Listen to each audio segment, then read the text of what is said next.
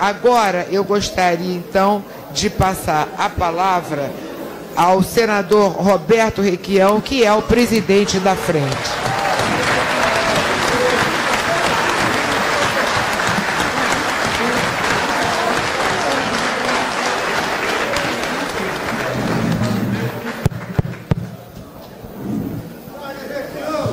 É sensacional que este capítulo da Frente Nacionalista pela Soberania Nacional tenha feito essa assembleia aqui no Clube de Engenharia. Quando eu entrei aqui, presidente, eu fiquei entusiasmado, porque a primeira impressão que eu tive é que nós estávamos numa reunião de um clube da terceira idade. Mas esta frente é antiga. Esta organização mista parlamentar é apenas um capítulo. Esta frente não foi lançada por mim, pelo Patrus e pelos parlamentares. Ela é sua, presidente, aqui no Clube de Engenharia. Ela é do Lessa, ela é do Roberto Saturnino. Ela é desse pessoal do cabelo branco que o Lindbergh enumerou a exaustão. O Brasil, na década de 80, era um país em desenvolvimento. Para vocês terem ideia, nós industrialmente produzíamos mais do que a Tailândia, a Malásia, a Coreia do Sul e a China. Hoje, nós não chegamos a produzir 15% do que eles produzem. Nós entramos na aventura tola da Guerra Fria. Nós nos subordinamos a uma proposta ideológica e geopolítica dos países mais fortes do mundo, notadamente dos Estados Unidos. E nós não teremos frente pela soberania, nós não teremos país soberano se não tivermos uma proposta brasileira de desenvolvimento. Isso é fundamental. Como disse outro dia o general Vilas Boas, convidado por nós para uma reunião no Senado da República, o Brasil é grande demais para não ter projeto e ficar atrelado a um projeto geopolítico de outros países e de outras economias. Como é que isto começa? O que é que tem acontecido conosco? Lindbergh, o nazismo foi derrubado. A Rússia tinha um regime comunista forte. E a Europa se organiza, inspirada na derrota do nazismo e do medo do comunismo soviético, como Estado Social. O Estado Social é o Estado que respeita o trabalho, é o Estado que respeita as mulheres, é o Estado que respeita a natureza, é o Estado que se subordina aos interesses básicos de um projeto popular e nacional. E esse Estado avançou de forma extraordinariamente sensível. Mas a União Soviética cai e o capital, que tinha a hegemonia do processo de comando do mundo, reorganiza o seu contra-ataque. E esse contra-ataque do capital, e eu falo do capital financeiro, se suporta num tripé. Primeiro ponto de apoio do tripé: a precarização do comando do Estado, com a supremacia absoluta dos bancos centrais e do capital financeiro. O Estado Nacional, qualquer forma que tome em determinado momento, se transforma num gendarme, num Estado policial apenas. Um Estado policial a conter a revolta de povos oprimidos. Segundo ponto de apoio do tripé. Nós estamos vendo a cada dia, inclusive nos foi revelado a clareza no início da tal Operação Lava Jato. É o capital financeiro prevalecendo no processo eleitoral. É o financiamento público das campanhas. Não existem mais partidos políticos. Os parlamentares e os executivos eleitos pelo capital privado se transformam, como diria o Brizola, em mandaletes dos seus financiadores. Não há mais programa partidário, não há mais fidelidade a discurso de campanha, Existem os interesses dos financiadores comandando os executivos e os parlamentos. De uma simples Câmara de Vereadores e um prefeito até a Presidência da República e o Congresso Nacional. O terceiro ponto de apoio do tripé é o fundamental. É a precarização do trabalho. É o convencionado sobre o legislado. É o fim de todos os direitos trabalhistas conquistados pelo trabalhismo do Getúlio Vargas e por todo o processo civilizatório do Ocidente, derrubados da noite para o dia, numa semi-escravização absolutamente incompreensível.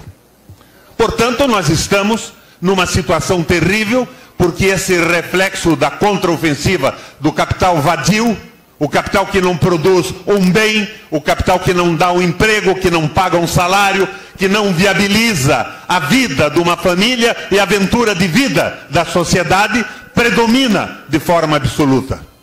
Mas como é que isto chega aqui? Chega por essa reação do capital financeiro, do capital vadio, a partir da Europa. E nós vemos hoje a Espanha há mais de 1 ano e meio sem ter um governo estável, a Catalunha fazendo um plebiscito de sucesso ontem, a Itália deteriorada, o primeiro-ministro sendo derrubado quando propunha um plebiscito para a hegemonia absoluta do capital financeiro. Nós vemos a destruição da Europa, o flagelo incrível e inacreditável da velha Grécia. Mas diante disto tudo, Portugal, com um governo socialista e uma aliança ampla, vai no caminho de Keynes, com grandes investimentos públicos, desiste da supressão do Estado e progressivamente vai saindo da crise, aumentando salários, reduzindo cargas horárias. Minha gente, o que se pretendeu dentro deste veso internacionalizante no Brasil? O que propõe Celso Amorim, Michel Temer? Aliás, depois eu quero fazer um protesto aqui que vocês vão entender. Eu estou com o saco cheio desse fora Temer. Porque o Temer é um instrumento menor da dominação do capital financeiro no Brasil e no mundo. É um personagem infinitamente insignificante diante dessa tragédia.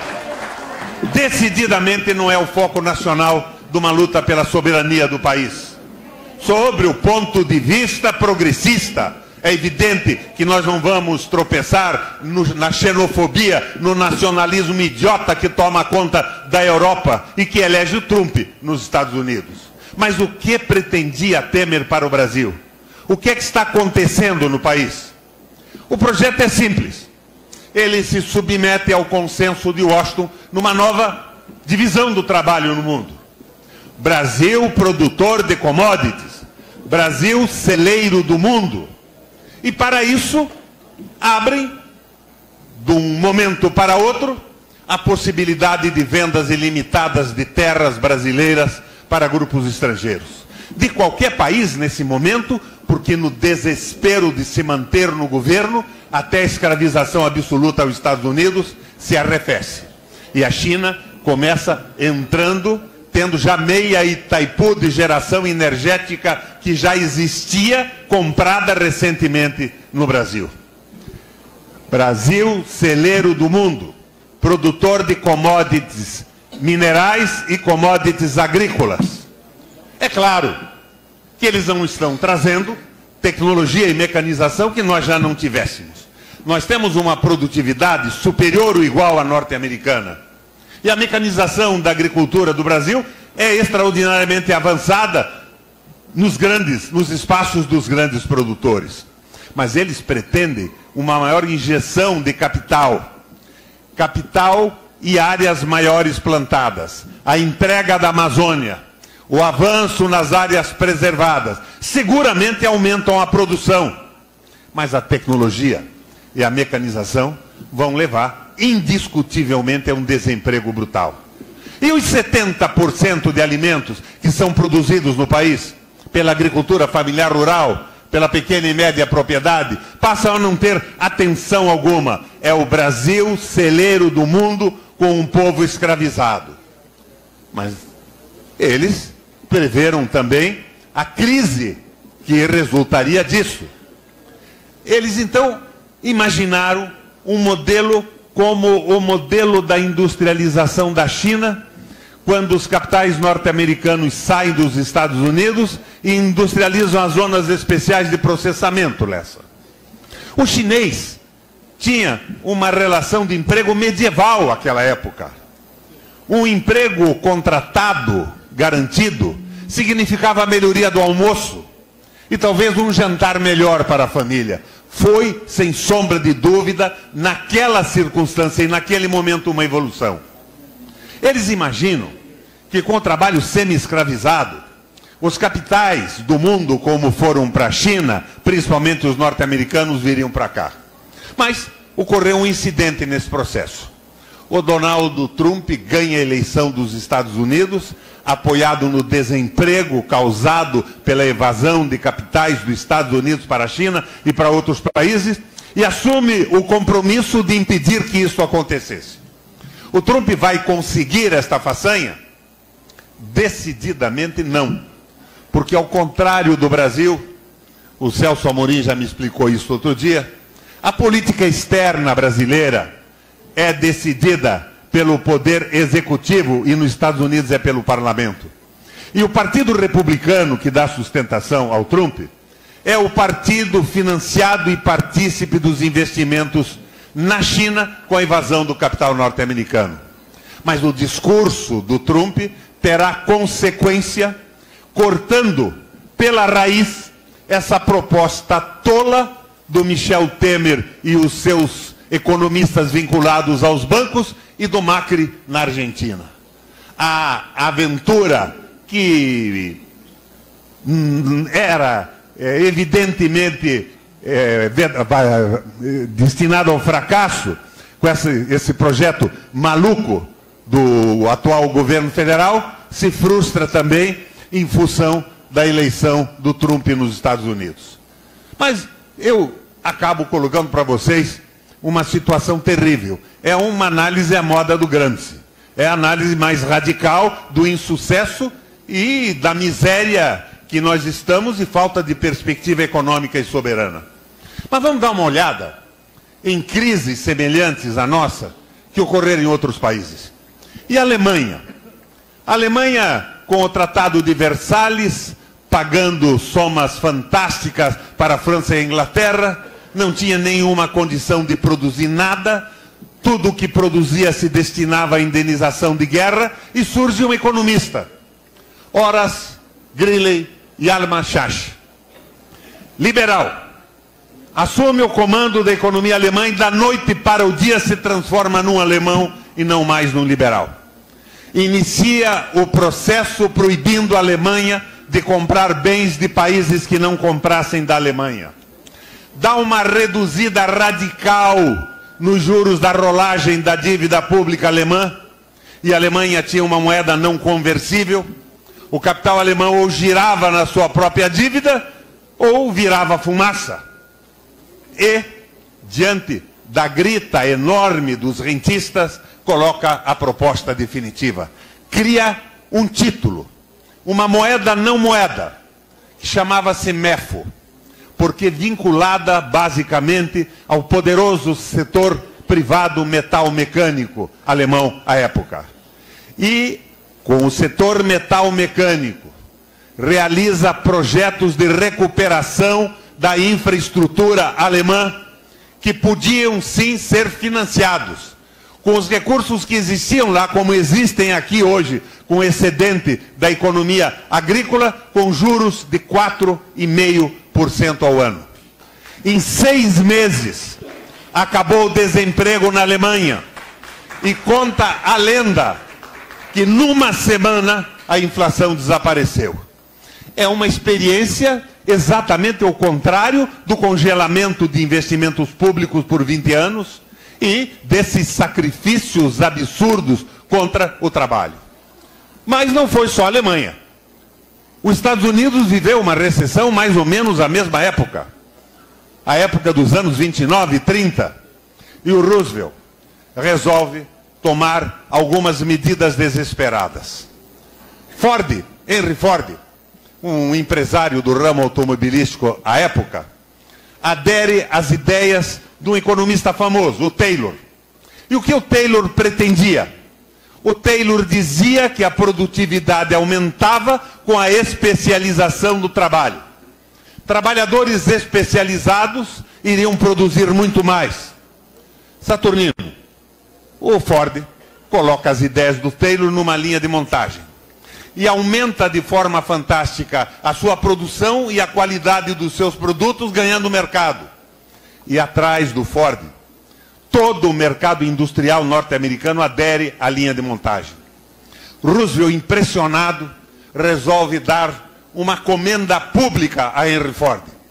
Paz, meus senhores, Ford recusa a comenda e diz: presidente, nós estamos inviabilizando a retomada do desenvolvimento americano em função da grande recessão pelo desastre imobiliário que surge a partir da Flórida.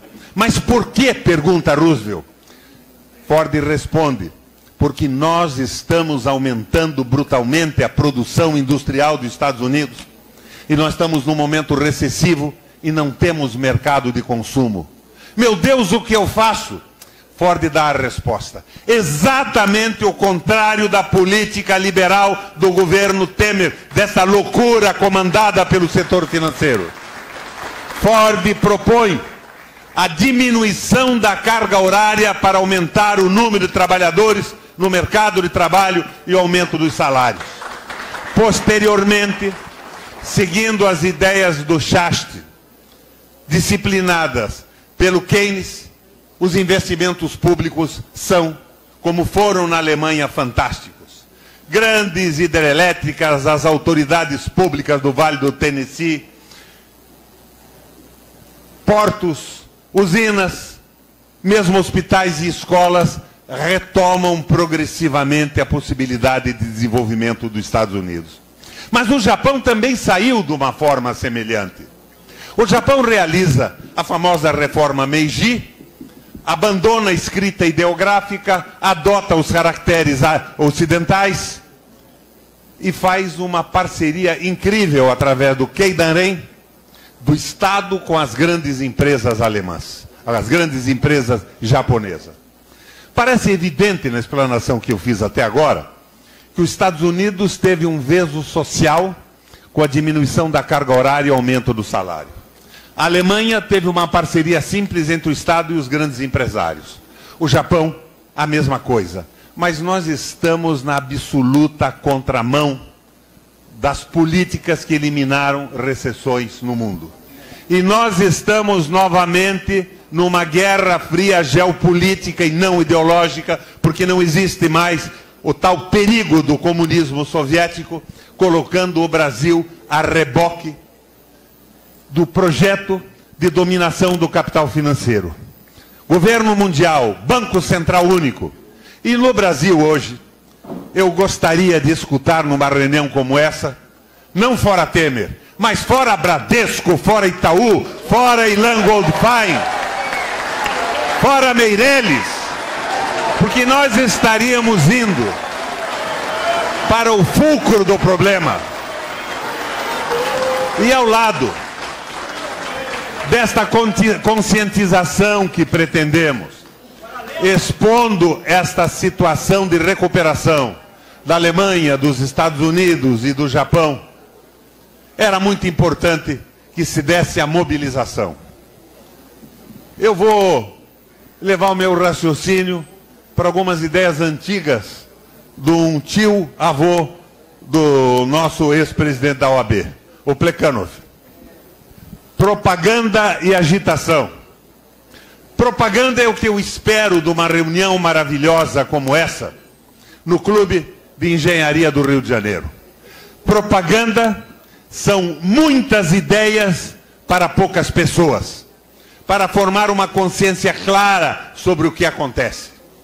E, posteriormente, com uma base social de quadros médios ou intelectuais orgânicos, nós vamos para a agitação, que é a fase de poucas ideias para muitas pessoas.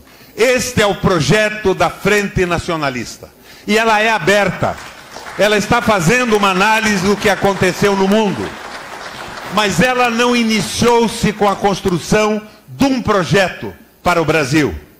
Ela pretende abrir espaço para um projeto nacional que consiga, através do convencimento de um grupo de pessoas que possam mobilizar as grandes massas, fazer a mudança, fazer uma verdadeira revolução na economia e nos objetivos nacionais permanentes do país. Nós temos o Bresser Pereira com as suas ideias e a frente está aberta para todos os grupos e para todos os partidos, procurando a unidade indispensável para uma mudança.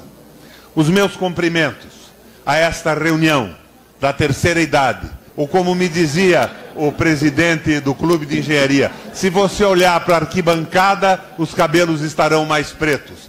Mas nós temos que utilizar a velha experiência de nacionalistas representados aqui pelo Lessa, pelo Saturnino, o ideal de uma luta que não foi atenuada com os anos que viveram, e levantar este país de uma forma muito clara.